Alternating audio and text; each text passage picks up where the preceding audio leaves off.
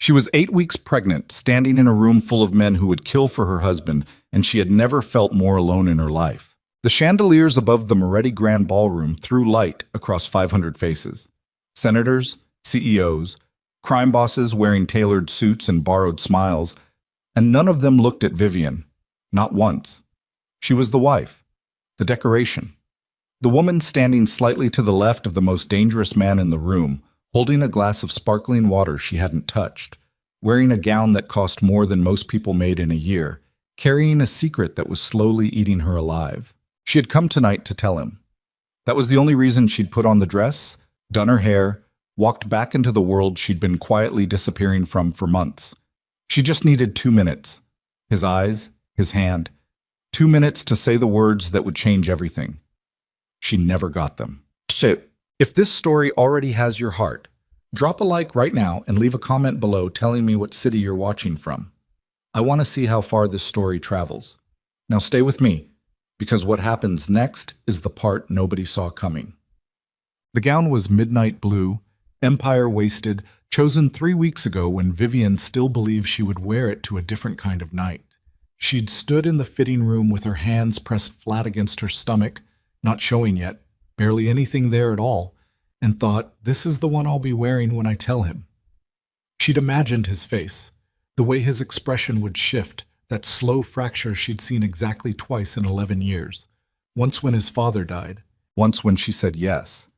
She'd built a whole version of the evening around that moment, rehearsed it the way she used to rehearse client presentations back when she still worked, back when she was still Vivian Arden, licensed architect with a drafting table covered in her own handwriting and not just Lorenzo Moretti's wife. That woman felt like a stranger now. She arrived at the gala in the third car of the motorcade, not the second, because Lorenzo's head of security had quietly rearranged the seating assignments 2 hours before departure without explanation. She didn't argue. She had stopped arguing about things like motorcade positioning 8 months ago, around the same time she stopped mentioning that she'd submitted a proposal to restore the Kellerman building downtown and never heard back. And around the same time, she stopped sleeping past 4 in the morning because the bed was cold and her mind wouldn't shut up. The Meridian Hotel's Grand Ballroom had been rented exclusively for the Moretti Foundation's annual charity gala. $2,200 a plate, 800 guests, 4 string quartets rotating through the east and west wings, and enough security personnel to staff a small airport. The foundation technically funded literacy programs in under-resourced school districts. In practice, it was the cleanest-looking surface on top of a very complicated machinery, and everyone in the room understood this without anyone saying so out loud. Vivian moved through the entry corridor with the practiced ease of a woman who had attended 14 of these events and knew exactly where the cameras were positioned. She smiled at the right moments. She accepted compliments on her gown from the wives of 2 state legislators. She shook hands with the CEO of a shipping company whose name she recognized from documents she'd once accidentally seen on Lorenzo's desk and had been careful never to mention. And then she saw him. Lorenzo Moretti stood at the center of the main floor, the way a fixed point stands at the center of a storm, completely still while everything moved around him. He was in a black suit, no tie, the collar of his shirt open by exactly 1 button, which was the only visible concession to anything approaching ease. His jaw was set. His eyes were moving. Not quickly, not nervously, but with the slow, deliberate scan of a man cataloging every variable in a room without appearing to do so. He was talking to Senator Hale and a man Vivian didn't recognize, foreign accent, thick watch, the kind of posture that belonged to someone accustomed to having doors opened ahead of him. He hadn't seen her come in. She waited. That was the terrible thing she had learned about loving this man. She had become someone who waited.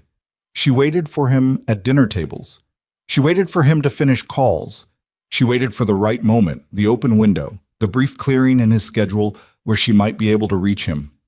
In the early years, waiting had felt like patience, which had felt like love. Now she understood that somewhere along the line, the two things had quietly separated. And what she had been practicing wasn't patience at all. It was disappearance. Small, incremental, almost polite. She crossed the room toward him. She wasn't rushing. She didn't have the energy to rush anymore, and besides, urgency in a room like this registered as weakness, and Vivian had learned that lesson early. She walked the way she'd been taught to walk in spaces like this. Heels on marble, shoulders level, expression neutral, with just enough warmth to be readable as poised rather than cold.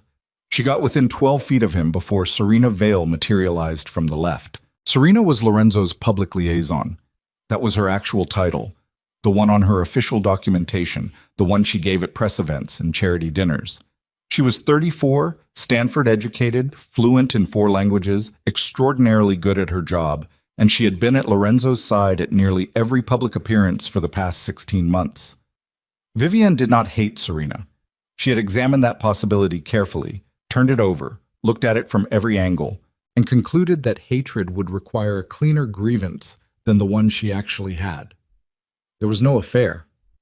She was almost certain there was no affair, and she had learned to live in the space that almost certain carved out, because certainty was a luxury that didn't get delivered to the Meridian Hotel in a motorcade. What Serena represented was something harder to name and therefore harder to address. She represented the 11 hours Lorenzo gave to the organization each day. She represented the version of him that was switched on and present and engaged. The version Vivian used to be the recipient of, in apartments that smelled like fresh plaster, and evenings that ended with blueprints spread across the kitchen floor and Lorenzo's hand on the back of her neck. Serena touched his arm. Lorenzo turned to her immediately, naturally, the way you turn toward a sound you recognize. She leaned in, spoke close to his ear, and his expression shifted. Not dramatically, just a small tightening around the jaw that meant something had come in from one of the northeastern families, or a shipment had been flagged, or one of the 14 ongoing negotiations that constituted the daily management of the Moretti Syndicate had hit a snag. Vivian stopped walking. She was 8 feet away now, close enough to be noticed if he looked up. He didn't look up. She stood there for a moment that felt much longer than it was, holding her untouched glass, wearing her midnight blue gown, carrying a secret that was 8 weeks old and getting heavier every day. The chandeliers above her threw light down in warm, indiscriminate sheets. Someone laughed nearby, a big, social laugh, the kind calibrated for rooms like this. A waiter moved past her left shoulder without making eye contact. She decided to try anyway. She stepped forward, got to within arm's reach. Lorenzo. He held up one finger without turning. The gesture was automatic, unconscious probably. The same gesture he used when he was on a call, and she appeared in the doorway of his study. 1 minute. Except it was never 1 minute. It was never even close. Vivian looked at that raised finger for what felt like a very long time. Then she took a step back, then another. She found an empty stretch of wall near one of the service corridors and stood there with her back against the cool plaster and her champagne glass still full and her whole chest doing something that wasn't quite pain but wasn't quite anything else either. More like the specific sensation of something you'd been holding very carefully for a very long time finally starting to slip. She breathed in through her nose, out through her mouth, the way the doctor had told her to when her blood pressure had spiked at her last prenatal appointment, the appointment she'd attended alone, taking a car service because Lorenzo's driver had been reassigned that morning without notice, and she hadn't wanted to make anything of it. She breathed, and she looked at the room, and she tried to locate some version of herself that knew what to do next. Across the floor, Lorenzo was nodding at something Serena had said. His hand was on his jaw. That particular gesture meant he was calculating, weighing options, running probabilities. Senator Hale had been joined by 2 other men. The foreign guest with the heavy watch was smiling now. The machinery was running, and Vivian was standing against a wall with a secret insider and nowhere to put it. She had not always been like this. That was the thing she needed herself to remember, standing there, because it was easy to forget, easy to start believing that she had always been this woman, this quiet and marginal presence in a marble room, when in fact she had been something else entirely. She had been someone who argued loudly about building codes at municipal hearings and once drove 4 hours to a site inspection during a thunderstorm because she refused to let a contractor pour a foundation without her there. She had been someone who knew exactly what she wanted and how to get it, who had looked at Lorenzo Moretti at a mutual friend's dinner party 11 years ago and decided, with complete premeditation, that she was going to make him fall in love with her, which she had done, and he had. In the years before he took over the syndicate, after his father's stroke, after the brutal 8 months of internal restructuring that had cemented his control, Lorenzo had been a different kind of man. Not softer, exactly. He had never been soft, but there had been access to him, actual access, the kind where you could put your hand on his chest and feel his breathing change. He had driven 6 hours to her apartment once because she'd mentioned, offhandedly, on a Tuesday phone call, that she was craving the strawberry pie from the diner they'd eaten at on their third date. Just mentioned it. He'd shown up at her door at 11 at night with the pie and a look on his face like he didn't understand why this required explanation. That man was still in the building somewhere. She believed that. She had to believe that because the alternative was that she had built the last 4 years of her life around a ghost. Victor Soren appeared at her elbow at 9:20, which meant he had been watching her for at least 15 minutes before deciding to approach. "You look like a woman who's about to make a decision," he said. Victor was 61, built like someone who had spent decades making himself difficult to move, with gray at his temples and a stillness about him that most people misread as slowness. He was not slow. He was the sharpest man Vivian had ever met, and he had been Lorenzo's consigliere for 12 years.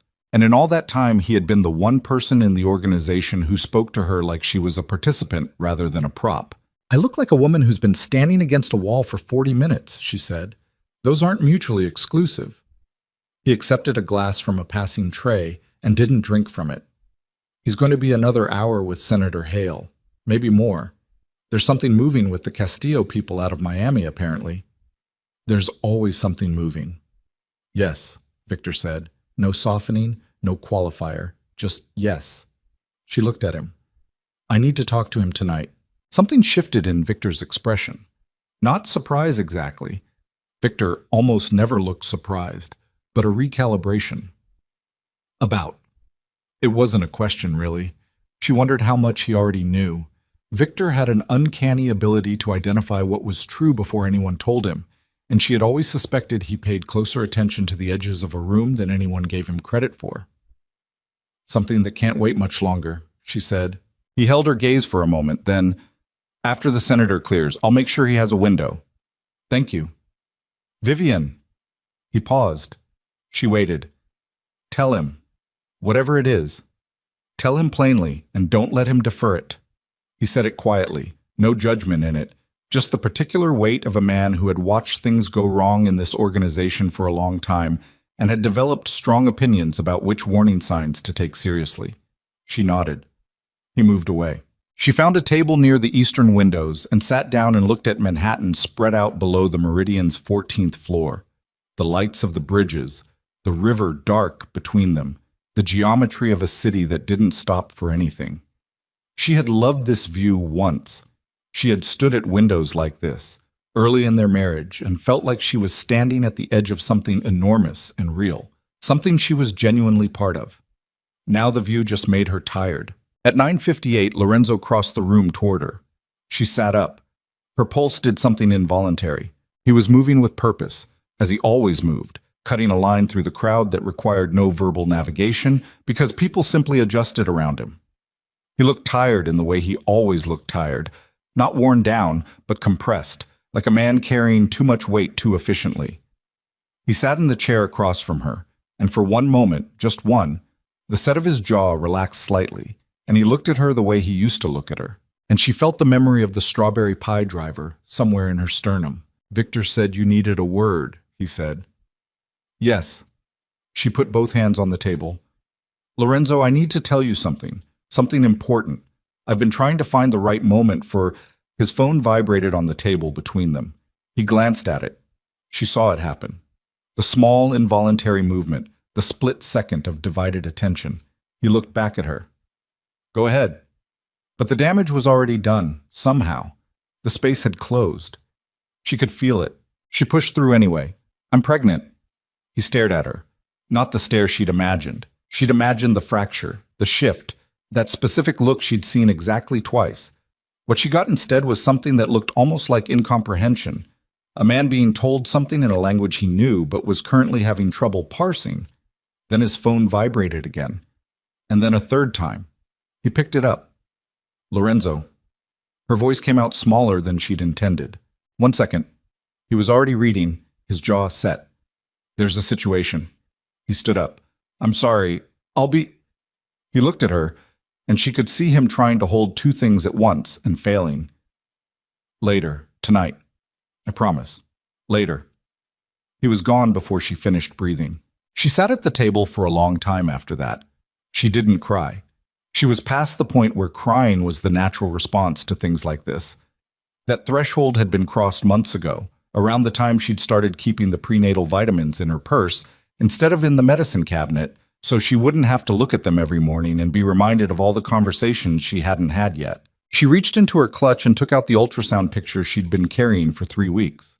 Black and white, grainy, the particular unremarkable blur that you had to be told was a human being before it resolved into one. She'd carried it to 2 previous galas, 2 dinner parties, 1 weekend in the Hamptons, intending each time to show him. She looked at it for a long moment. Then she put it back. She found her coat and left.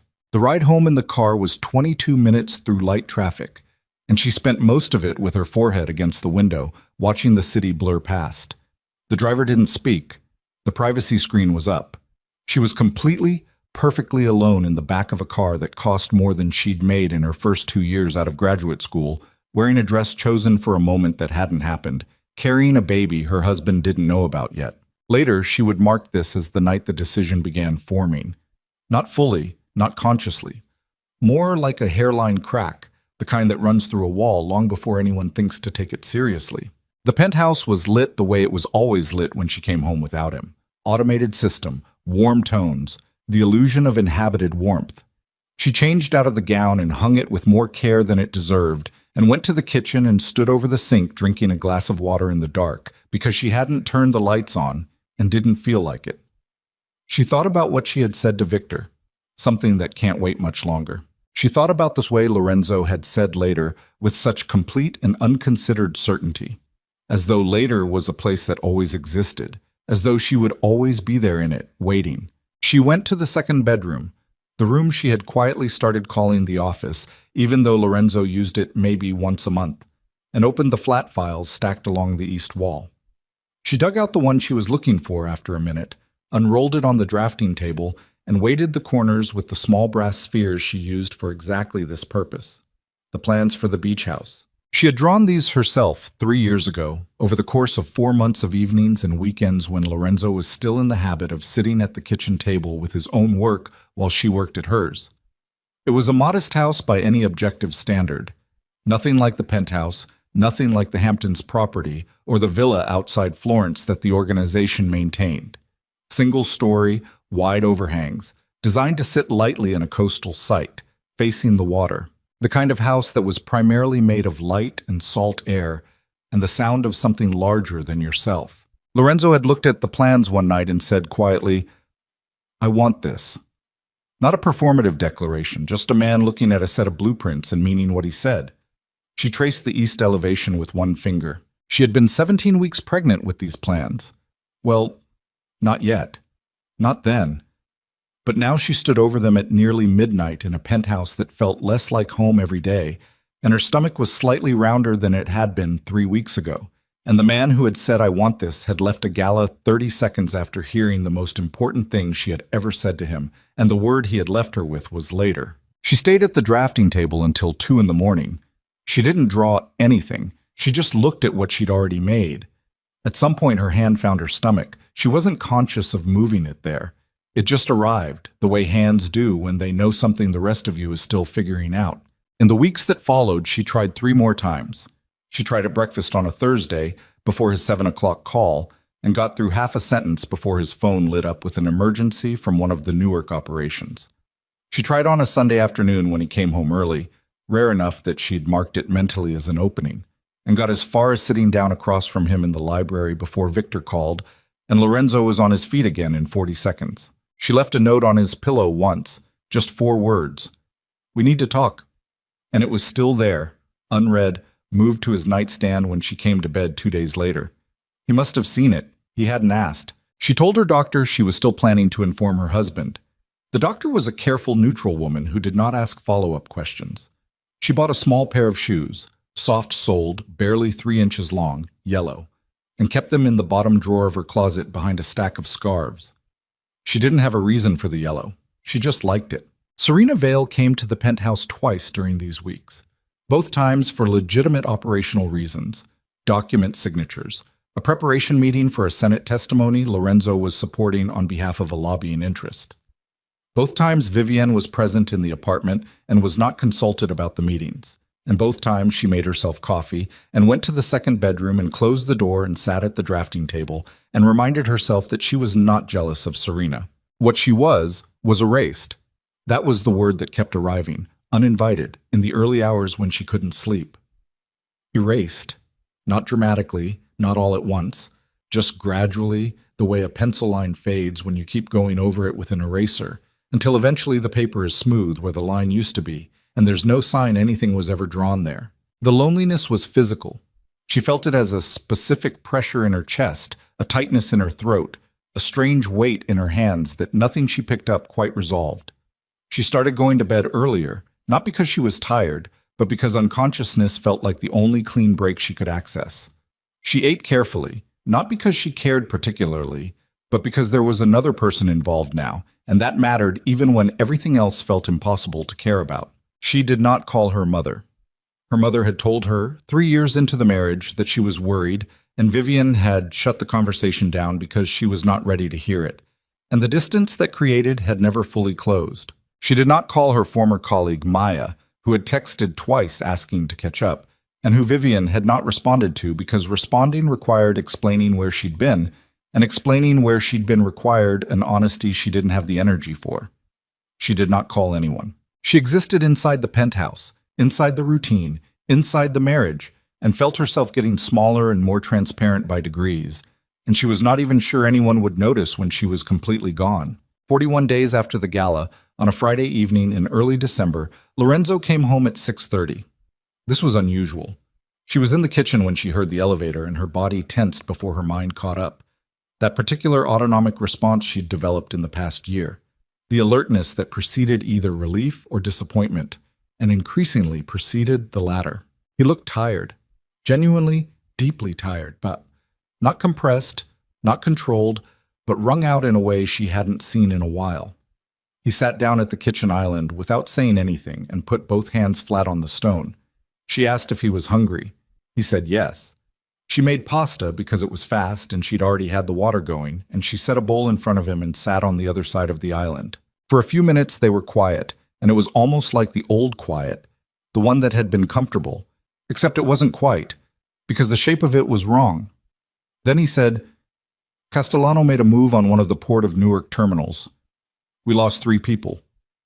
She didn't know any of the 3 people. She never knew any of them. That was part of the construction of her life in this marriage. Proximity to consequences without access to the people who bore them. I'm sorry, she said. He pushed the pasta around. Victor's been managing the response. I need to be in Baltimore tomorrow. She nodded. He looked up at her then, actually looked at her, full eye contact, which was rarer than it should have been. You're quiet. I'm usually quiet, she said. No, he said. You're different quiet. She looked at him. There it was. The smallest signal, the narrowest window. He had noticed something, some version of her absence. And for one moment, she had his actual attention and his actual eyes, and she could feel the path forward clearly. She could say the words, the specific words, right now, and they would land and something would shift. She opened her mouth. His phone rang. The ringtone was the one assigned to the senior captains, a specific tone she'd heard so many times she could identify it at any hour. He looked at it.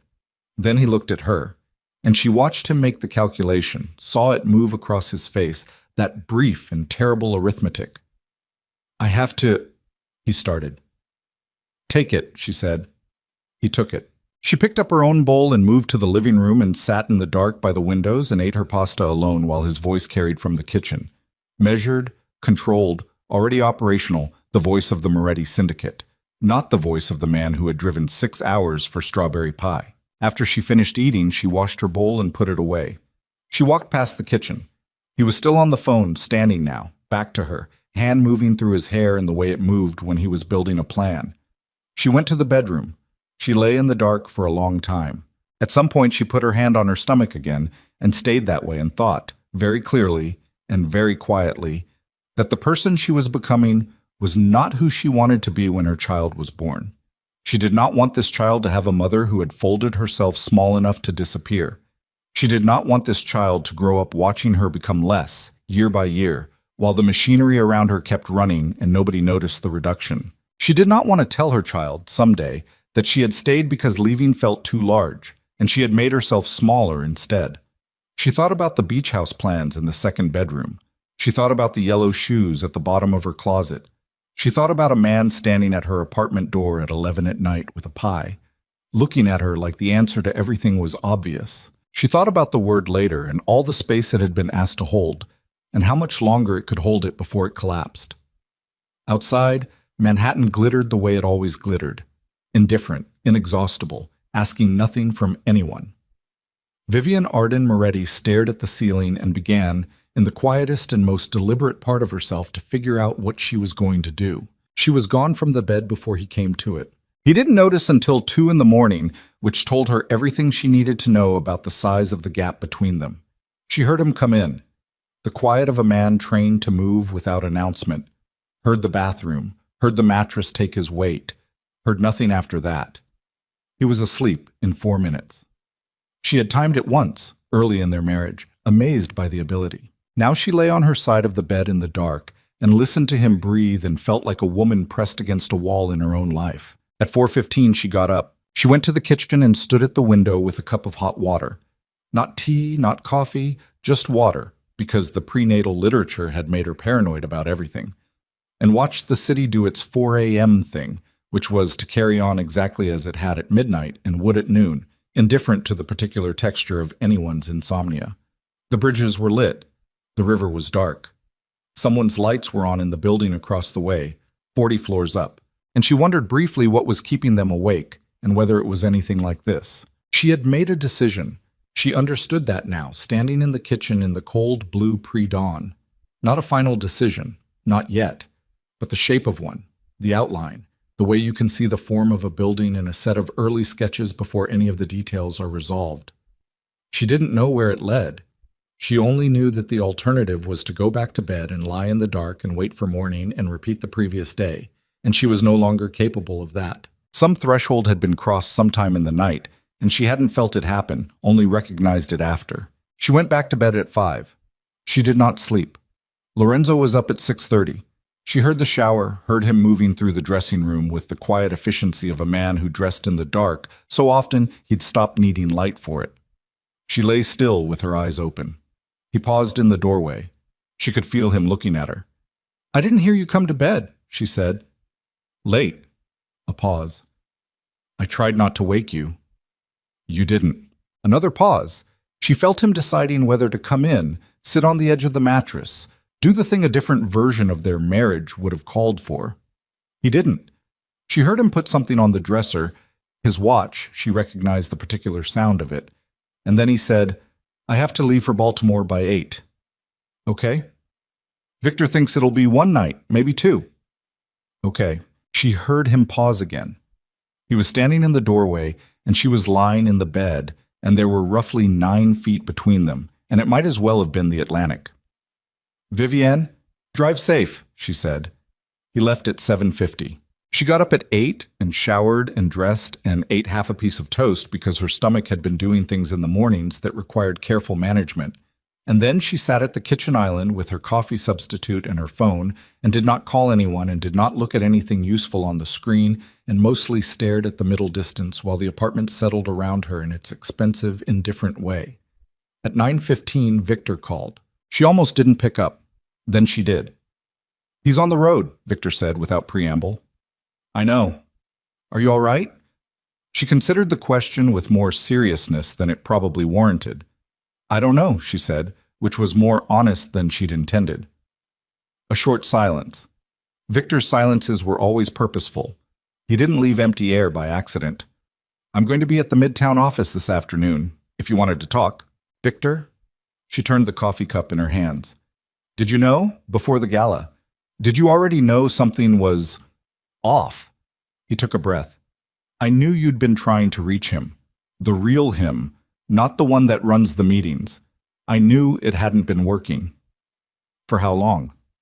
"A while," he said, which meant longer than he was going to specify. She closed her eyes. Okay. Come to the office, he said. 4 o'clock. I'll have the building cleared. She went. The Moretti Group's Midtown office occupied 2 floors of a building on 54th Street that looked, from the outside, exactly like any other financial services company, which was intentional. The lobby had marble floors and a receptionist who knew Vivian by sight and had probably been told to treat her accordingly. Victor met her at the elevator and walked her to a conference room with windows facing north, pale winter light coming through in long, thin bars. He poured her water without being asked. She sat across from him and put both hands on the table. He doesn't know, she said, about the baby. I've tried 5 times. I can't get 2 consecutive minutes of his actual attention. Victor looked at her. He didn't perform surprise. He didn't perform sympathy. He just looked at her with those careful, still eyes and let her words exist in the room without rushing to cover them. You need to tell him, he said. I've been trying to tell him. I know. You need to make him hear it. Not find a moment. Make one. He leaned forward slightly. Vivian, if he doesn't know this and something happens, if this gets further along and he finds out you carried it alone this long, that's his fault, she said. Her voice came out steadier than she expected. That's on him, not on me. I've tried. I'm not assigning fault, Victor said. I'm telling you what I know about him. He'll turn it into guilt. He'll decide that the fact that you couldn't reach him proves he's already failed at this thing he doesn't even know is happening yet, and that guilt will make him impossible to talk to. He paused. He has a narrow window when he can actually hear something, before it calcifies into something he can't process. She stared at him. You're describing him like he's a tactical problem. He's a person I've known for 30 years, Victor said, not unkindly, and he's also a tactical problem. Both things are true. She almost laughed. It came out as a short exhale. When does he get back from Baltimore? She said. Tomorrow night, late. Arrange something, the morning after. Not a meeting, not a dinner, something where he has no reason to have his phone out and you're not in the building. Victor looked at her. Done, he said. She nodded, picked up her water. Victor, the thing with Serena. What thing? He said. I don't mean anything by it. I'm not accusing anyone of anything. She stopped, tried to locate the real shape of what she was asking. She's always there, at everything, and She made a gesture with her hand that was meant to indicate the inverse of everywhere and mostly conveyed exhaustion. I want to understand how that happened. Victor was quiet for a moment that was slightly too long. She noticed. What? She said. Serena does her job, he said carefully. She does it well. The decision about which events required her presence was made at the operational level. By who? Another beat. Edmund. She didn't recognize the name immediately. Then she placed it. Crow. Edmund Crow, senior advisor, the kind of position that existed at every level of the syndicate, and was responsible for the management of appearances, public strategy, the careful architecture of what was seen and what wasn't. Why would Edmund? She started. I don't want to speculate, Victor said, which meant he had already speculated extensively and had arrived at conclusions he wasn't ready to share with her yet. What I will say is that some decisions about public positioning that I assumed Lorenzo had reviewed, I'm not sure he had actually reviewed them. She sat with that for a moment. It didn't make her feel better exactly. It made the shape of things slightly different. Not the wound, but the cause of it. Is Lorenzo going to figure this out? She said. I don't know, Victor said. He's been managing a war on 2 fronts and I haven't... He stopped, and for the first time in the conversation, she saw something move across his face that looked like guilt. I should have pushed harder on both of these things. She looked at him. 61 years old, she thought, and he's still capable of looking like a man who'd made a mistake he couldn't take back. You're not responsible for our marriage, she said. No, he said. But I'm responsible for telling him when something's wrong, and I waited too long on this one. They sat in that for a while. The light through the windows was going gray at the edges, the afternoon starting its early winter retreat. She left at 5:30. She took a cab back instead of the car service, because she wanted the noise and the friction and the driver who didn't know who she was and wouldn't open his mouth unless she asked him something. She had 2 days. The first day she spent mostly in the second bedroom, not drawing, just thinking in the proximity of the beach house plans. She ate what she could, She walked to the corner and back twice because the prenatal literature was insistent about movement. She did not call her mother. She bought a book at the pharmacy and read 40 pages of it without retaining any of them. She also found the prenatal vitamins in her purse, removed them, and put them in the medicine cabinet. A small act. She wasn't sure what it meant, except that it felt like a kind of declaration. I am not hiding this anymore, even from myself. Lorenzo came home the second night at 11:40. She was awake in the living room, the lamp on, a book in her hands that she'd given up pretending to read around 10. She heard the elevator and felt that autonomic tightening and told herself to breathe. He looked like Baltimore had taken something from him. His jacket was off before he cleared the entry hall, his collar open, the controlled compression of his usual affect slightly loosened. He stopped when he saw her sitting there. "You're up," he said. "I'm up." He came and sat in the chair across from her. Not the couch, the chair. The one with some distance to it. He put his elbows on his knees and looked at the floor for a moment. "How bad was it?" she said. "Manageable." He said it the way men say manageable when something barely qualified. 3 families have been jockeying for the Newark terminals for 8 months. Castellano made a play. We've pushed back. For now. For now, she repeated. He looked up at her. Vivian. His voice had something in it she hadn't heard recently. A rawness, close to the surface. I know I've been... He stopped. Tried again. I know this hasn't been... His phone lit up on the coffee table between them. Neither of them moved. The light pulsed once, twice, then stopped. A message, not a call. They both looked at it. Don't, she said, quietly, without heat, just directionally. He looked at her, then he reached over and turned the phone face down. The gesture was small. In any other marriage, it would have been nothing.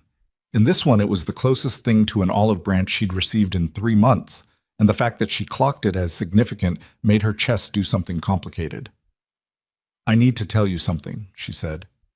I know, he said, which surprised her. You know, I know you've been trying to tell me something. I've seen it. He exhaled slowly. I kept thinking there'd be a better time. Something I could actually give proper attention. She stared at him. Lorenzo, the last time I tried to tell you, you left the table in 30 seconds. I know. You said later. I know. You've said later 5 times in 6 weeks. He didn't argue. He sat with it, the way he could sit with things when he chose to. That particular stillness that could look like either strength or deflection depending on the context. She put the book down on the cushion beside her. She looked at her husband across the narrow geography of the living room, and she said it plainly, the way Victor had told her to. I'm pregnant. 12 weeks. I've known since before the gala. I've been trying to tell you since before the gala. The silence that followed was absolute. Lorenzo didn't move. He didn't blink in any visible way. He just sat there with his elbows on his knees and his hands clasped and his eyes on her face, and she watched the information travel through him the way a tremor travels through structure. Not visible on the surface, but detectable in the way everything very slightly shifts. Then he said, 12 weeks. Yes. You've known for 8 weeks when I came to the gala. I was going to tell you there. You said later. She kept her voice level. She had practiced this, in a sense, not the words, but the steadiness. She was not going to perform this. She was going to say it like the truth it was. I've tried 5 times since then. 5 specific attempts. I have had this conversation in my head so many times that I know exactly how many seconds each attempt lasted before something else took priority. He stood up, not away from her, just up. A man who couldn't stay seated inside what he was feeling. He turned toward the windows, and she watched his hands find his jaw, that calculating gesture. Except this time, it didn't look like calculation. It looked like a man trying to physically hold himself together. Vivian, I'm not angry right now, she said. I want to be clear about that. I'm not. She stopped, checked herself. That's not true. I am angry. But I'm telling you this because you needed to know it, not because I'm trying to make you feel something specific. He turned back around. His face was doing things she hadn't seen in a long time. Not the fracture she'd imagined at the gala, but something less composed than that, something that looked like a man arriving somewhere he'd been moving toward without knowing it. "Are you—" he started. "Is the baby—" "We're both fine, healthy. I've had 3 appointments, alone." She let that land. "Everything is fine." He crossed the room and sat down on the coffee table directly in front of her, which was the closest he'd been to her in months, physically close enough that she could see the detail of him. The tiredness around his eyes, the tension still in his shoulders, the particular quality of his breathing, which was not steady. "I don't know what to say," he said, which was actually the most honest thing he'd said to her in recent memory. "I know," she said. "I'm sorry." "I know that too. No." He said it harder than she expected. I'm not saying it as a—" He stopped and pressed his thumb and forefinger to his eyes for a moment. "I have been so far inside this, inside running the organization, managing the Castellano situation, the Newark thing, the political positioning. I've been so deep in it that I—" He didn't finish the sentence. She didn't fill the silence for him. "I walked into a room," she said after a moment, "and I had the most important thing I have ever needed to say to you, and you raised one finger and looked through me, and the word you left me with was later. And I went home and I put the ultrasound picture back in my purse, and I did not tell you, and that night I lay in this bed and I thought—" Her voice did not break. She made certain of that. "I thought, he doesn't know I'm disappearing. He doesn't know because he stopped looking." Lorenzo sat in front of her and said nothing, and she could see that this was not because he was deflecting. It was because there was nothing defensible to say, and he knew it. "I'm not—" She stopped, started again. "I haven't decided anything about what I want to do next, about what I need. I'm telling you this so you know the truth about what's been happening in this apartment while you've been running your war." He reached out and put his hand over hers. She didn't pull away. She also didn't respond to it.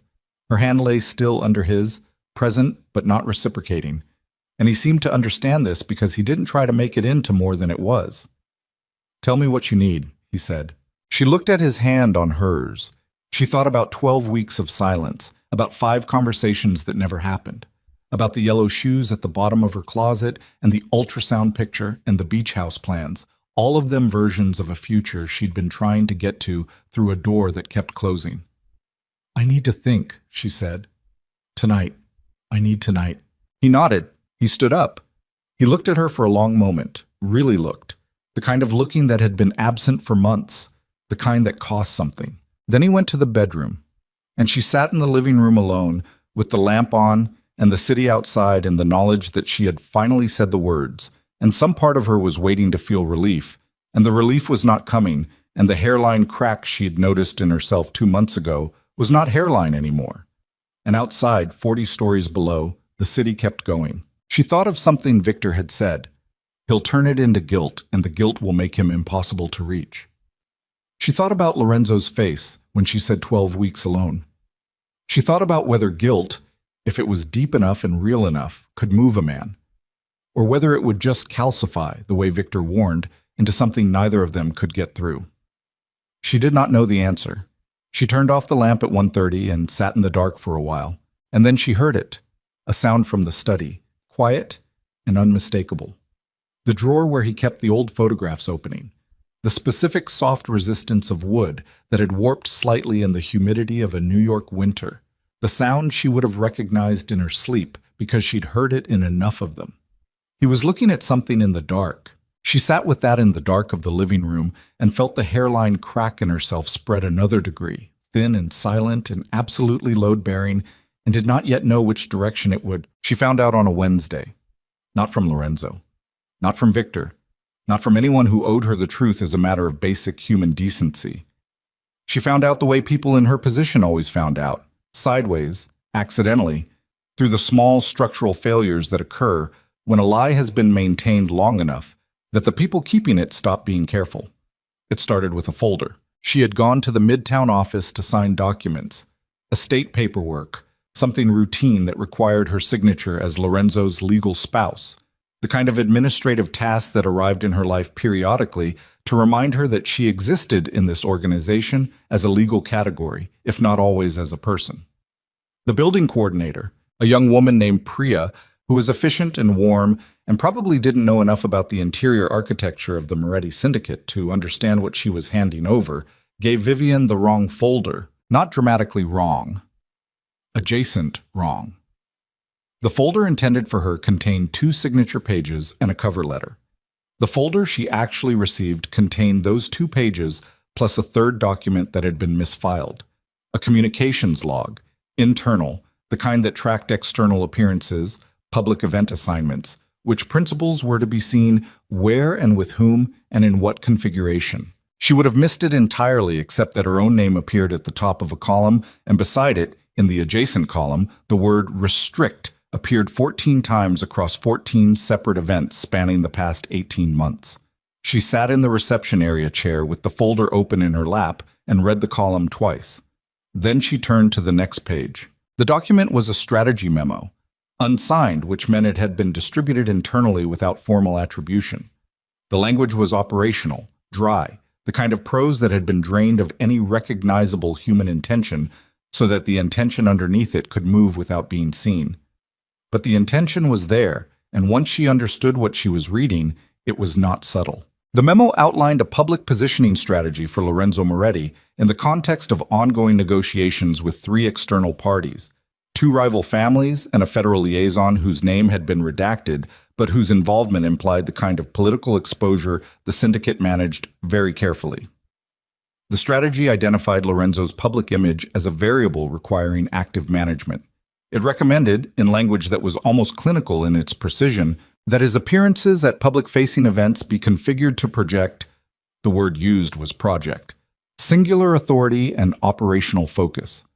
The memo noted that the presence of a spouse at high-profile events introduced, and here the language became briefly personal in a way that landed like a fist, emotional variables inconsistent with the required image of command. Emotional variables. She read that phrase 3 times. The memo went on. It recommended the consistent positioning of a professional liaison, referred to only as PL, but identifiable immediately, at Lorenzo's side during all major appearances. It recommended the gradual reduction of spousal visibility at organizational events. It recommended that this transition be managed without direct notification to principal's spouse in order to avoid, the memo said, internal conflict that could compromise operational stability. Without direct notification. She sat in that reception chair and felt the information move through her body the way cold moves through a building when the heat fails. Not all at once, but room by room, the warmth retreating. They had done it deliberately. Someone had looked at her and decided she was an emotional variable and built a strategy around making her invisible, and had done it without telling her, and had done it for long enough that she had started to believe that the invisibility was something she'd done to herself. Priya reappeared from the back office. Mrs. Moretti, I think there may have been a mix-up with your... Who authored this? Vivian said. Priya looked at the folder. Her face did something that told Vivian everything about the degree to which this was a known quantity in the building. I'm not sure The memo in this folder. Who authored it? A pause that was slightly too long. You'd need to speak to Mr. Crow about internal... Edmund Crow. Priya's expression answered before she did. Vivian closed the folder and stood up. I'll need a copy of this made. She did not raise her voice. She did not perform the anger that was moving through her in long, cold waves. She had learned, somewhere in 11 years of being married to a man whose world ran on the careful management of visible emotion, that the most dangerous thing in a room was a woman who was furious and quiet about it. She took the copy. She left the building.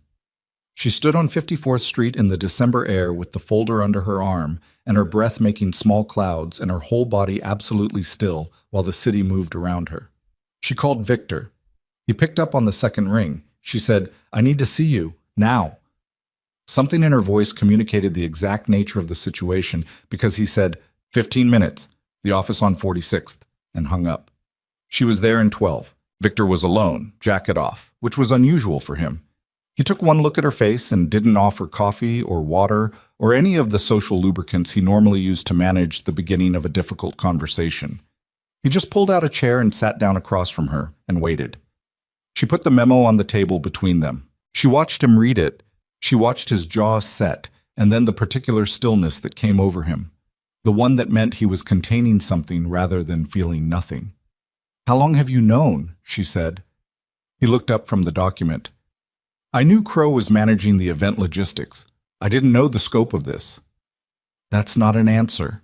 "It's the only answer I have." He held her gaze. "I knew something was off about the positioning decisions. I raised it with Lorenzo twice, obliquely. I didn't have the specific documentation. I had an instinct, and he was in the middle of the Newark situation, and He stopped. "I let it go. I shouldn't have let it go." "Victor," her voice was very steady. "My husband has been attending events for 18 months where someone deliberately arranged for me not to be present or visible, and that same someone created a paper record describing me as an emotional variable, and my husband apparently did not notice or ask questions about why his wife kept disappearing from his public life." Victor said nothing. "Did he know?" she said. "No." "You're certain?" "I am certain," Victor said, and she believed him because Victor was not a man who committed to certainties carelessly. Crow operated below the level of direct authorization. He made decisions that he structured to look like operational logistics. Lorenzo signed off on event formats, guest lists, seating arrangements, security configurations. He didn't sign off on this. "But he didn't notice," Vivian said. "That's the part I can't get past. He didn't notice that his wife wasn't there." Victor let that exist in the room without trying to navigate around it. "He needs to know," she said. "Yes." "Today." Victor reached for his phone. She stopped him with one word. "Don't." He paused. "I'll tell him," she said. "Not you. Not over the phone. I'll tell him when he comes home tonight, and I'll show him this document, and I need you to make sure that Edmund Crow is in the building tomorrow morning." Something moved in Victor's expression. "What are you planning to—" "I'm not planning anything," she said. "I'm going to look at my husband's face when he reads this, and then I'm going to make a decision." She left Victor's office and walked. Not toward home. She wasn't ready for the penthouse yet, wasn't ready for the particular quality of its silence. Just walked east and then south, through the middle of a city that required nothing from her. The cold was useful. It gave her something physical to be inside. She had been trying to understand her own grief for months, and she had been doing it wrong. She had been treating it as a personal failure, something she had allowed to happen by being insufficiently present, insufficiently demanding, insufficiently whatever the inverse of invisible was. She had been folding herself around the edges of his life and calling it love and wondering why it felt like suffocation. But the memo had clarified something. The invisibility had not been entirely organic. It had been, at least in part, constructed. Someone had decided she was inconvenient and had built scaffolding around that decision. And the scaffolding had been invisible to her because it was internal, because it moved through logistics and event management and the small administrative machinery of a criminal organization that she had never been permitted to fully understand. That knowledge did not dissolve the grief. It redistributed it. Lorenzo was home at 7. He came in looking like a man who had spent the day managing something difficult, which described most of his days, and she was standing in the kitchen, and she said simply, "I need to show you something." He read the memo at the kitchen island. She stood on the opposite side and watched him. He read it the way he read everything, thoroughly, without visible reaction, his eyes moving down the page with the focused attention of a man trained to extract information from documents without telegraphing his response. But this was not a business document, and halfway down the first page, something changed in the quality of his stillness. It became not the stillness of control, but the stillness of a man whose control is the only thing standing between him and something he doesn't want to be seen doing. He finished. He put the document down. He did not speak for approximately 15 seconds. Then he said, "Where did you get this?" She told him. He picked up the document again, read the phrase. She saw his eyes stop on it, the same place hers had stopped. Emotional variables. She saw his jaw tighten in a way that had nothing to do with calculation. "Crow," he said. "Yes." He put the paper down with a deliberateness that was clearly effortful. "I'm going to—" "Lorenzo," she kept her voice flat and direct. "I don't care what you do to Edmund Crow. That's not what this is about." He looked at her. "This—" She touched the document. "This explains the logistics. It explains why Serena was always there and I wasn't. It explains the mechanics, but it doesn't explain why you didn't notice. It doesn't explain why, for 18 months, your wife was being written out of your public life and you never once said, "Where is she? Why isn't she here? When did she stop being in the room with me?" His face was doing something she had no good word for. Not guilt exactly, something rawer than guilt, something that preceded guilt. The specific expression of a person understanding for the first time the precise shape of what they've done. He started. "I know what you were," she said. "You were running the organization. You were managing the families and the politicians and the federal exposure and the Newark terminals and every other thing that constitutes your life. I know. I have watched you do it for 4 years, and I understand what it costs, and I am not asking you to apologize for being who you are." She stopped, breathed. "I am asking you to understand that while you were doing all of that, I was being managed out of your life by a man whose job it was to make you look powerful, and you let it happen because you stopped looking." He said nothing. "I am pregnant with your child," she said. "I am 14 weeks. I have attended 4 prenatal appointments alone. I have carried a picture of our baby in my purse for 6 weeks trying to find a moment to show you, and that moment never came, and I have been standing inside this marriage disappearing by degrees, and some of that is the organization, and some of that is you, and some of that—" Her voice for the first time did something small and involuntary. She controlled it. "Some of it is me, for not being louder, for not breaking down a door." Lorenzo was gripping the edge of the kitchen island with both hands, not threatening, the opposite of threatening, a man using the surface to stay upright. "I don't know how to fix this," he said. The words came out stripped of every professional register. Just the words, just the man. "I know," she said. "Tell me what you need." "I needed you to notice," she said. 6 months ago. 3 months ago. I needed you to look up from the thing in your hands and see me standing there getting smaller. I needed you to ask." She picked up the document from the island and held it for a moment and then set it back down. "What I need now? I don't know yet. I need tonight." He nodded. He was not going to argue. She could see that he understood, at some fundamental level, that he had arrived at a place where argument was not available to him. She went to the second bedroom. She sat at the drafting table. She did not turn on the overhead light, just the small lamp at the corner of the table, the one she used when she was working late and didn't want to commit to the full brightness of the room. She pulled the beach house plans out and unrolled them and weighted the corners and sat in front of them for a long time. She heard him in the apartment, moving to the study. The quiet sound of his voice. On the phone, low and controlled, and she caught Crow's name once, briefly, and then nothing. She thought about the memo's language. Emotional variables, inconsistent with the required image of command. She had spent her adult life being someone specific, someone with opinions and skills and a professional identity and a history that predated this marriage by 30 years.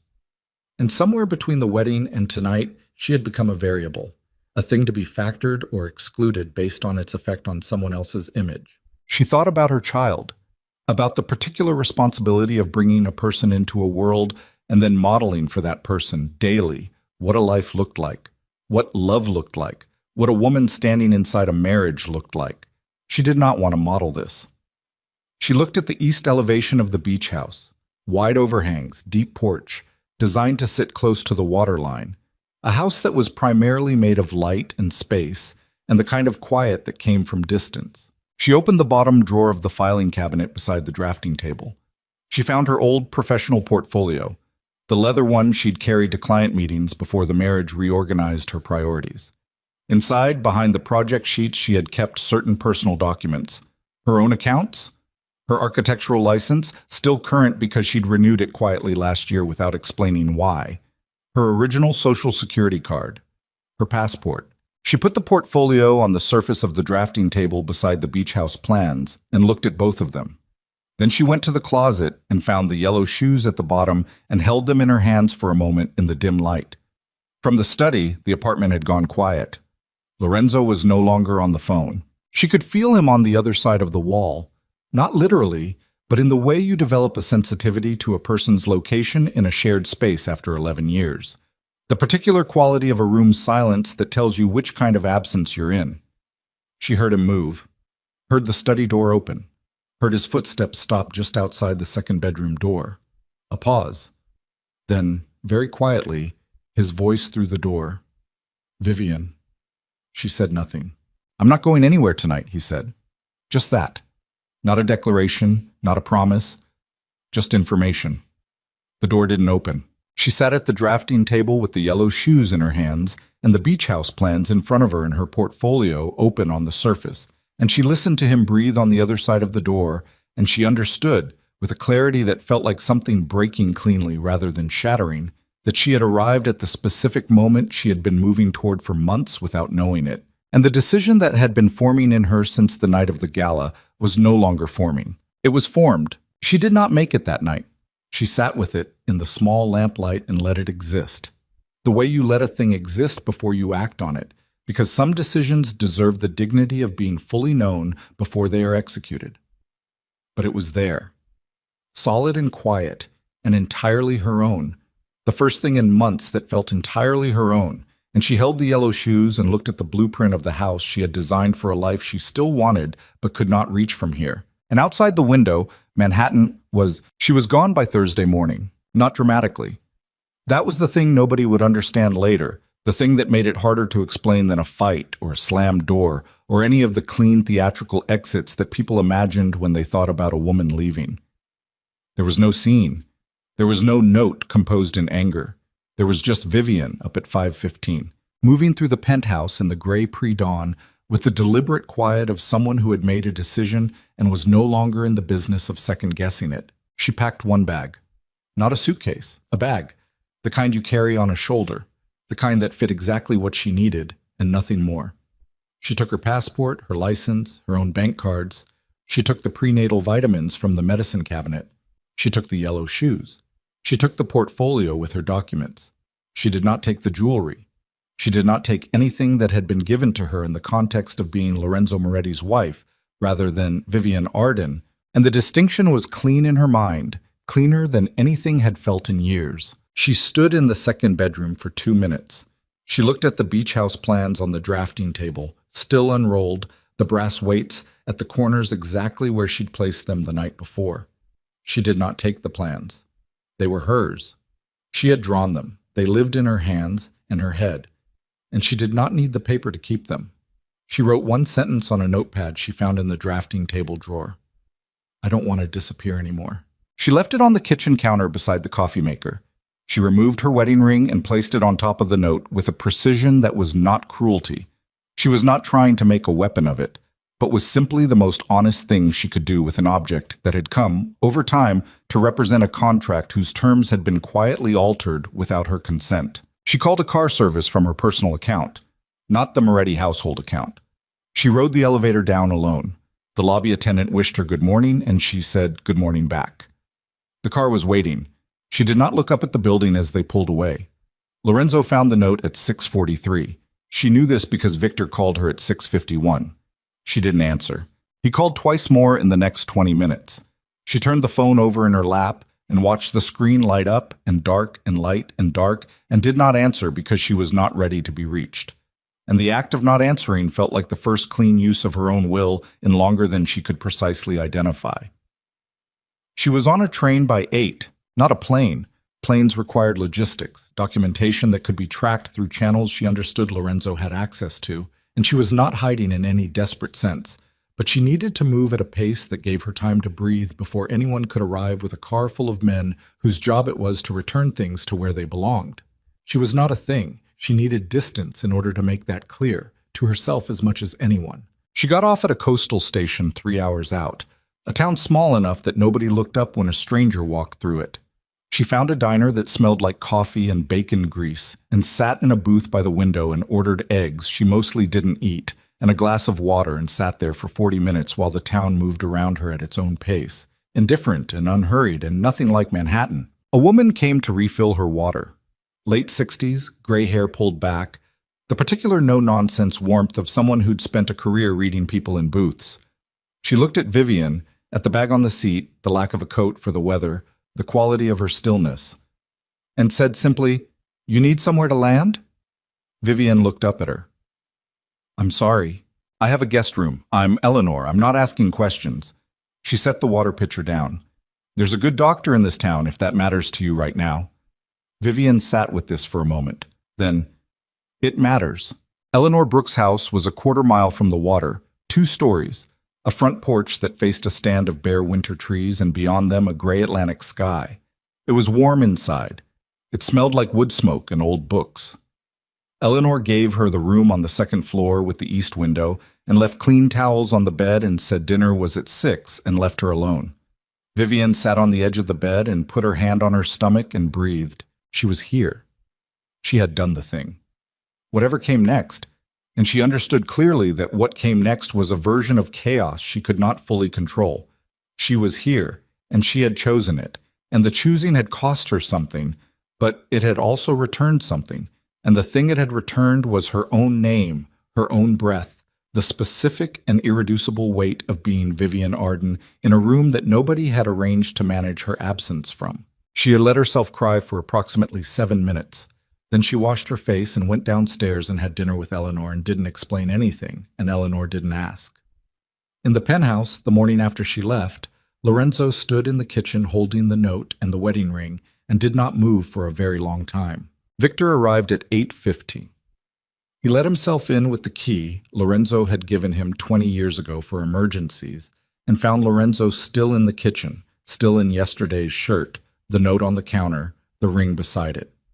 Victor looked at both items and then looked at Lorenzo and said nothing for a moment because he understood that there was a specific quality to what he was looking at and that it required some seconds.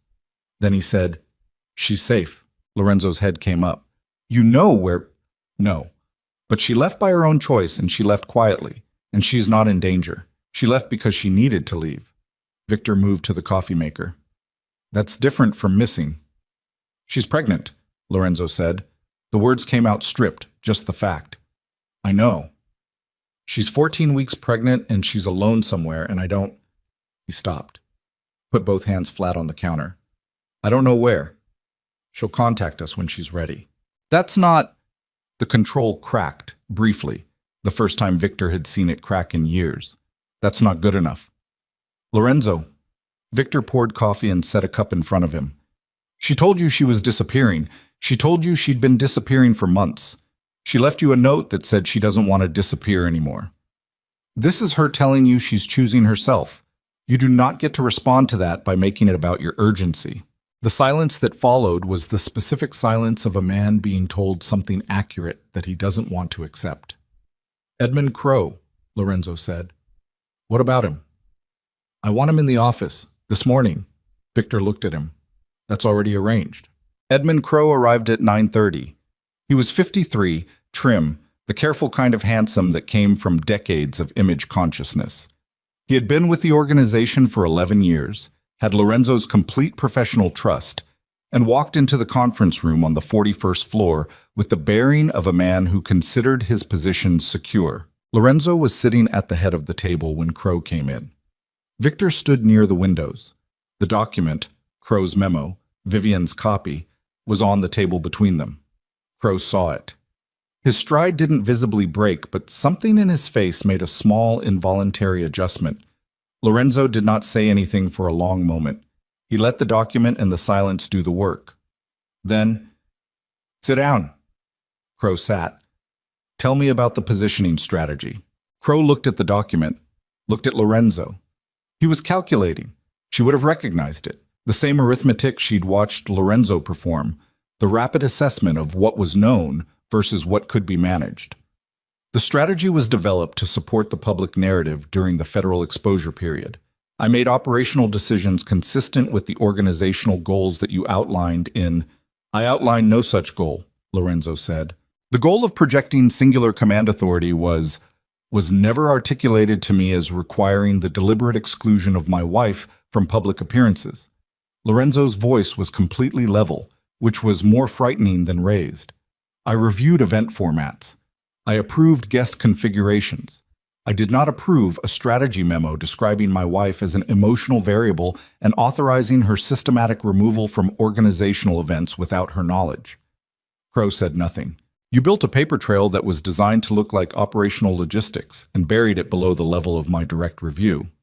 I made judgment calls that were consistent with stop. The word was quiet. Final. I'm not going to debate your judgment. I want you to understand what those judgment calls cost. Lorenzo stood up. He moved to the window and stood with his back to the room for a moment, looking at the city. My wife spent 18 months being managed out of my life by a strategy I didn't know existed. She spent those months trying to reach me through a structure you had made deliberately difficult to move through. And she is now... He stopped. His hands were behind his back, completely still, which Victor recognized as the posture of a man exercising maximum restraint. Gone. She is gone. And she is carrying my child. The room was very quiet. Crow said carefully, "The intention was never to cause harm to Mrs. Moretti. The intention was to protect the organizational." Lorenzo turned around. The expression on his face ended the sentence. "You are removed," he said. "Effective this moment. Your access to all organizational systems will be revoked within the hour. You will return all documentation in your possession. You will not contact any member of this organization or any of our associates. Victor will manage the transition of your responsibilities." He paused. "If I find at any point that your decisions during this period created exposure or liability beyond what I currently understand, the consequences will be proportionally more severe. Do you understand me?" It was not a question. Crow stood. He was managing his expression with everything he had, and it was almost working. "Yes," he said. "Get out." Victor walked him to the elevator. Lorenzo sat back down in the chair at the head of the table and put both hands on the document and looked at it for a long time after they were gone. The act of removing Crow had taken 18 minutes and had been the easiest thing he'd done all morning and had changed nothing that actually mattered. He pulled out his phone and called Victor on his way back down the hall. "She turned the phone off," Victor said before Lorenzo could ask. "I know." He stood up and went back to the window. Manhattan below him, the bridges, the water. Somewhere in that direction, or north of it, or south of it, on a train or in a car or in a room he couldn't locate, the mother of his child was making decisions he had given her no reason not to make. "Tell me what I'm supposed to do." Victor came back into the room. He sat across from Lorenzo and was quiet for a moment. "You're asking the wrong question." "Then what's the right one?" "The right question is what she needs, not what you're supposed to do." Victor set his hands on the table. "She spent months trying to get your attention and couldn't. She's not going to respond to you sending people after her. She's not going to respond to resources or assets or any of the things you have available to deploy. She didn't leave because you don't have enough power. She left because she stopped believing the power was being used in her direction." Lorenzo looked at him. "What are you saying?" "I'm saying you find her if she lets herself be found. And when you do, you don't go as the man who runs this organization. You go as the man who drove 6 hours for a pie." Victor stood up. "And you go alone. No car, no detail, no infrastructure, just you." Lorenzo was quiet. "She drew those plans," Victor said. "The house. You looked at them and you said you wanted that. Did you mean it?" "Yes." "Then start meaning it in a way that requires something from you." Victor picked up his jacket. "I'll manage Baltimore and the Castellano response and anything else that comes through the next few days. You handle your family." He left. Lorenzo sat in the conference room alone for 20 minutes. Outside, the city moved. 41 floors below, the building's lobby received and discharged its daily population of people going about business that had nothing to do with any of this.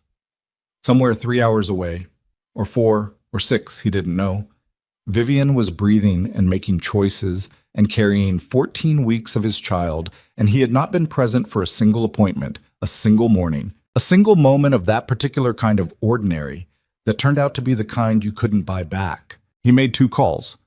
The first was to his most trusted captain, authorizing a full operational handover for a minimum of 2 weeks. The second was to his personal accountant, transferring funds to a secondary account he hadn't used since early in the marriage, back when he still thought of money as something personal. He went back to the penthouse. He changed clothes. He stood in the kitchen for a moment looking at the counter where the note had been. He'd folded it and put it in his jacket pocket.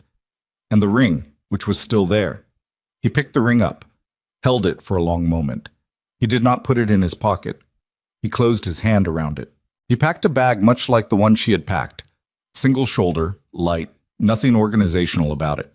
He found the car in the garage and got in and sat behind the wheel for a moment, which was unusual because he hadn't driven himself anywhere in 4 years. He put the address of the town into the GPS. He didn't know it was right. He was working on instinct and the one text that had come through from Vivian's phone before she'd turned it off. Not to him, but to Victor. 3 words. I'm all right.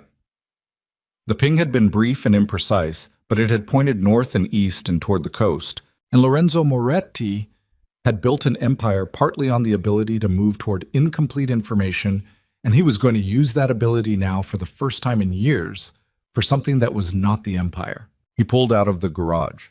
He drove north. The city thinned around him as he moved through it, the density giving way to the particular openness of a highway in December, the sky gray and wide, the road ahead of him the most honest thing he'd looked at in months. He drove for 2 hours before he let himself think about what he was going to say. And when he thought about it, really thought about it, without the organizational language and the management instincts and the automatic calculation, what he arrived at was not a strategy. It was a man who had gotten lost inside the thing he was trying to protect and had not noticed the cost until the cost walked out the door and left a wedding ring on the kitchen counter and a note that said she didn't want to disappear anymore. He gripped the wheel. He drove. He found the town at 11:30. Small harbor, one main street, a diner with fogged-up windows, the smell of salt coming off the water even in the cold. He didn't know where she was exactly. He drove the main street twice. He parked in front of the diner. He walked in. The woman behind the counter was in her late 60s, gray hair, the kind of eyes that had been measuring people for a long time. She looked at him the way Eleanor Brooks looked at everyone who walked through that door, as a thing that could be read.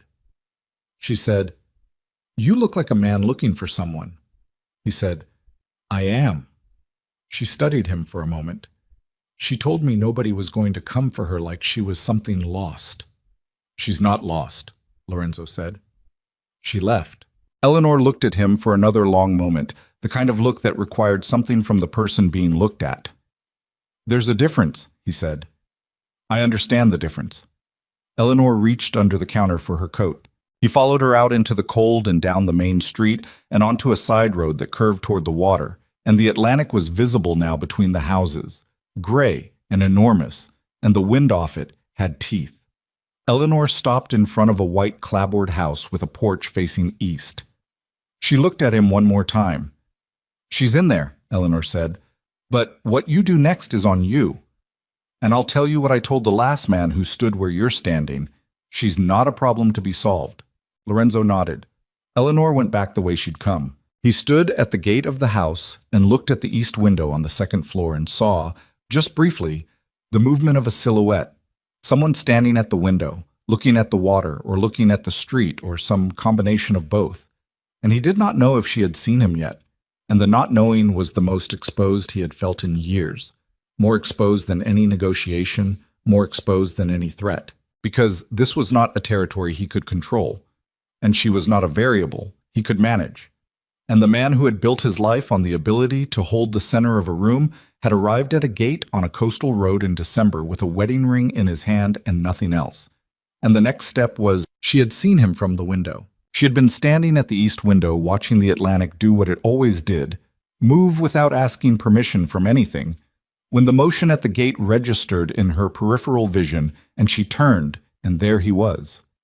No car behind him, no men with him, just Lorenzo, standing at Eleanor's gate in a coat she recognized from 3 winters ago, holding something in his right hand, looking at the house with the particular stillness of a man who had used up all his momentum getting here and was now operating on something that wasn't momentum at all. She stood at the window for a long moment. Her hand was on the glass. The glass was cold. She did not move toward the door. She did not move away from the window. She stood in the specific suspension of a person who has made a decision and is now being asked by life to inhabit it in real time, which is always harder than making the decision was. She heard Eleanor come back alone, heard the front door, heard Eleanor's voice from downstairs, even and neutral. "He's at the gate." What do you want to do? Vivian looked at the water for another few seconds, at the gray of it, the scale of it, the way it moved without drama or hesitation. Tell him to come in, she said. She heard the front door open again. She stayed at the window. She heard his footsteps on the porch. She knew the specific weight of his step, the sound his shoes made on wood, and then the door, and Eleanor saying something brief, and then the house receiving him the way houses receive people, with a change in the air that was almost perceptible. She listened to him come up the stairs. He stopped outside the door. She could hear him breathing on the other side of it, which told her something about the state he'd arrived in, because Lorenzo Moretti's breathing was not normally audible. A pause. Then, "Vivienne." "Come in," she said. He opened the door. He looked like the drive had done something to him. Not the way fatigue does something to a person. He'd operated on less sleep than this without visible effect for years, but something more internal, a reduction of the usual controlled surface that left him looking closer to his actual age, closer to the actual texture of what was happening inside him. He was holding his right hand slightly closed at his side. He stood in the doorway of Eleanor's guest room and looked at her standing at the window, and neither of them said anything for a moment. The room between them was small. The east window behind her let in the gray coastal light. Outside, the Atlantic moved. "You came alone," she said. "Yes. No one knows you're here. Victor knows the general direction. That's it." She looked at his face. The jaw she had memorized, the set of his eyes, the way a decade of tension had made certain lines permanent. He was 51 years old, and she had loved him for 11 years, and standing here in this small room in Eleanor's house, she felt both of those facts at their full weight, which was considerable.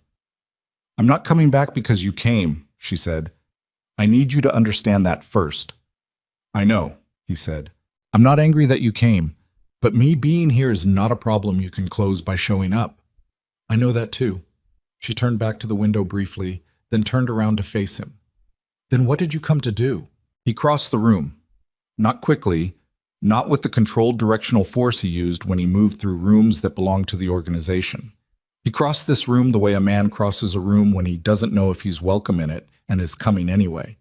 He stopped in front of her, close enough that she could see the detail of his face, the tiredness around his eyes, the something else underneath the tiredness that she hadn't seen in years. He opened his right hand. Her wedding ring sat in his palm. She looked at it, then at him. "I didn't bring it to give it back," he said. "Not unless you want it. I brought it because it's yours. I didn't want it sitting on a counter." She looked at the ring for a long time. "Sit down," she said. There were 2 chairs in the room, a small table between them, the kind of setup that existed in spare rooms without particular intention. They sat across from each other the way they'd sat across kitchen islands and conference tables and charity dinner tables, except that none of those rooms had smelled like salt and wood smoke, and none of them had been chosen by Vivian rather than arrived at by default. She said, "Tell me what you understand." He looked at her, not past her, not at the middle distance. At her specifically, the eye contact that had been scarce for so long, it registered as its own kind of information. "I understand that you spent months trying to reach me and I wasn't reachable." He said it without softening. "I understand that I gave every functional hour to the organization and told myself it was protection and it was also abandonment, and those 2 things aren't as far apart as I made them. I understand that you carried a pregnancy alone for 14 weeks and attended 4 medical appointments alone and bought shoes." He stopped. Something moved in his face. "I found the other pair, the yellow ones, in the closet. You left them." Ma si sen. She had left them. She hadn't fully understood why until this moment, sitting here. She'd left them because they belonged to a future she hadn't given up on yet.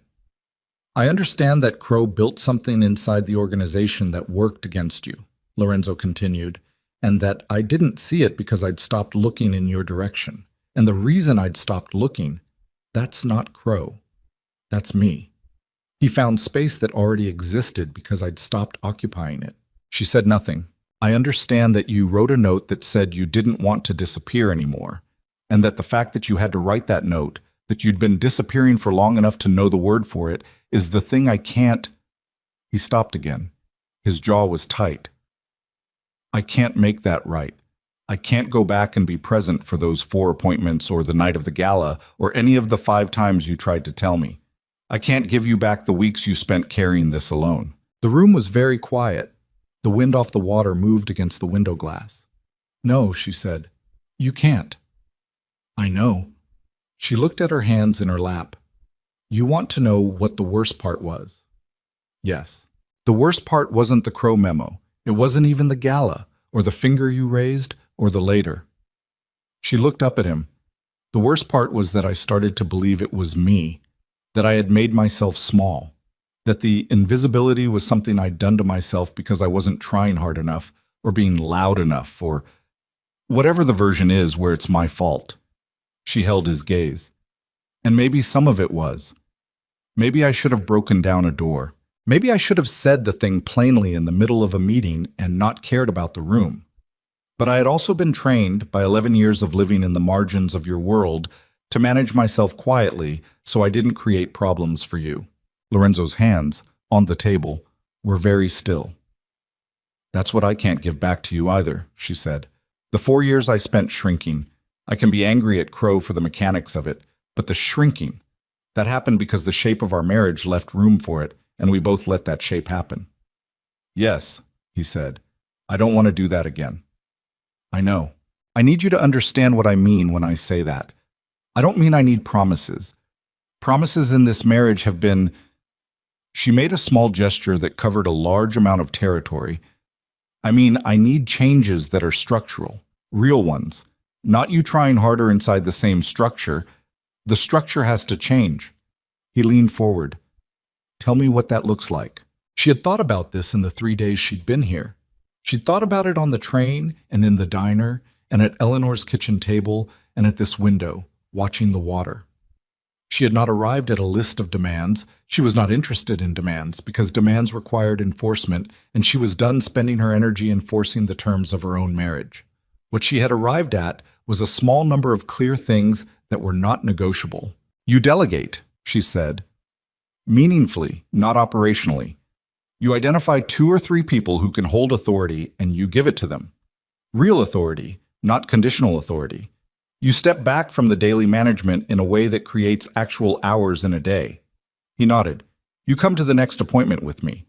Whatever the next one is, you're there. You've missed 4. You don't miss another one." "Yes." "And we build the house." He looked at her. "Not as a symbol," she said. "Not as a gesture. We actually build it. I have the plans. I know the site I want. We build it, and we spend time in it, and it's not a vacation property or a strategic retreat. It's where we live part of the time, with our child, in a place that doesn't belong to the organization." Lorenzo looked at her for a long moment. His eyes had something in them she hadn't seen in years, something that lived below the operational layer, something that had been there when he drove 6 hours for a pie and hadn't been easily visible since. "Okay," he said. "That's not a yes to everything being fine." "I know. That's a yes to a starting point." "I know," he said again, and this time the repetition was not deflection. It was a man accepting information at full value, not trying to negotiate the terms of it. She reached across the table and held her hand out, palm up. He put the ring in it. She held it between her fingers, looking at it. A plain band, white gold, chosen before the penthouse and the charity galas and the motorcades, when they had been 2 people in a city making promises they intended to keep. She set it on the table between them, not on her hand yet, not given back, just set down in the space they were both looking at. "I need more time here," she said. "A week, maybe 2. I need to be in a place that doesn't remind me of who I've been becoming for a little while longer." He looked at the ring on the table. "Can I stay?" She considered this.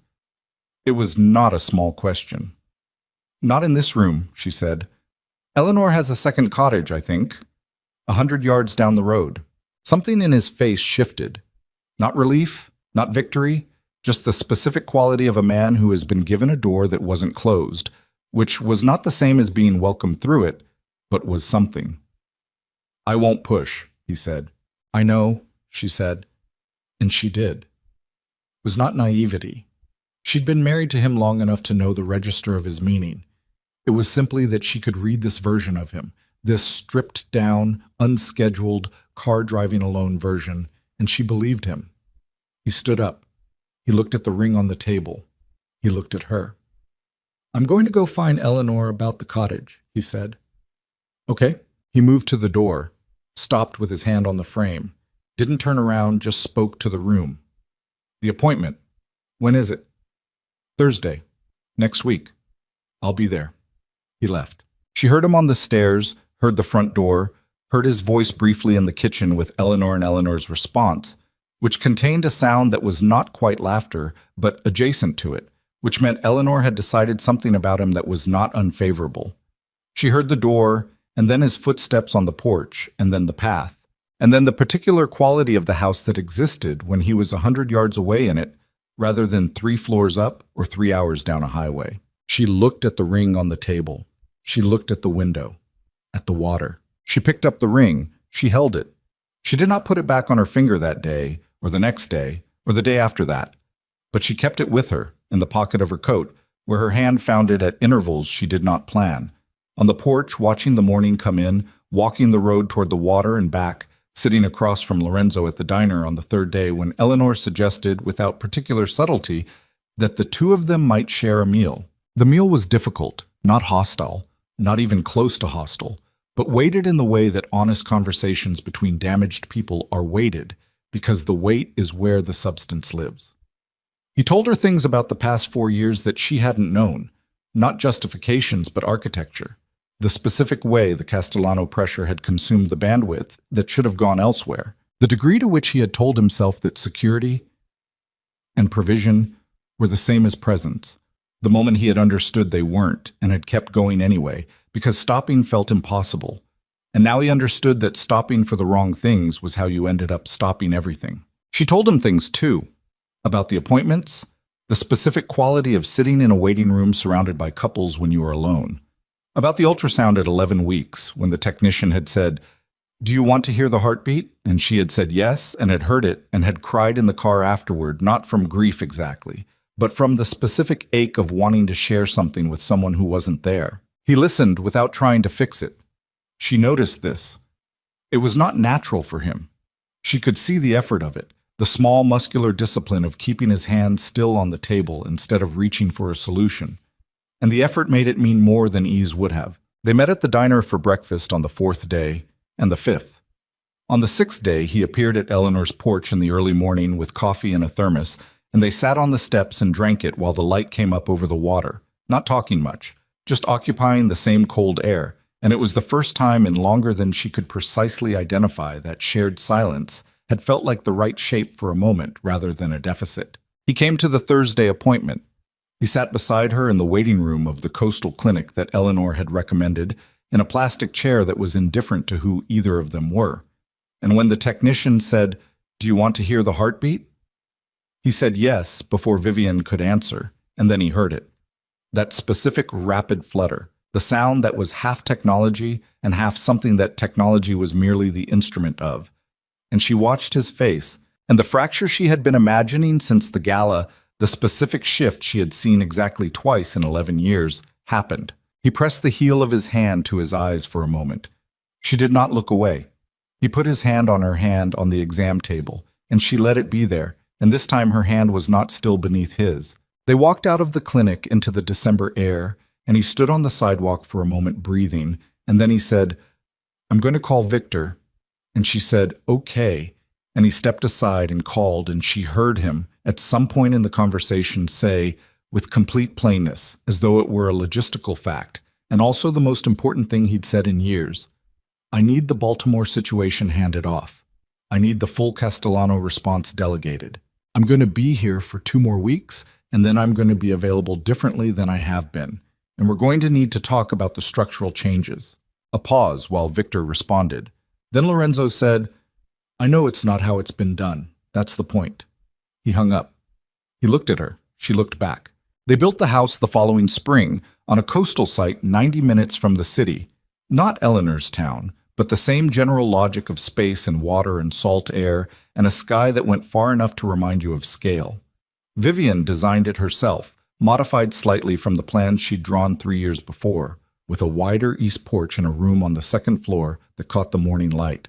She managed the build with a contractor named Ethan Mercer, who'd been recommended by Eleanor, who turned out to be good at his work and entirely unconcerned with who Lorenzo Moretti was. Lorenzo spent 3 days a week there during the build.